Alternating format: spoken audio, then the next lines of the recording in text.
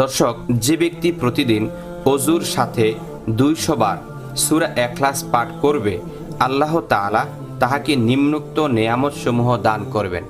নেয়ামতগুলো আমি এক এক করে বলছি। প্রথম হলো, আল্লাহ তাআলা গজবের 300 দরজা বন্ধ করে দিবেন, অর্থাৎ গজব আসার যতগুলো দিক রয়েছে ওই দিকগুলো আল্লাহ পাক বন্ধ করে দেবেন। দ্বিতীয় নাম্বার হলো, রহমতের 300 দরজা খুলে দিবেন। অতঃপর রিজিকের 300 দরজা খুলে দিবেন।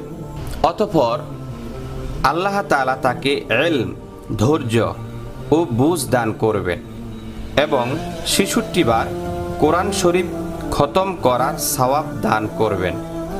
এরপরে 200 বছরের গুনাহ মাফ করে দিবেন।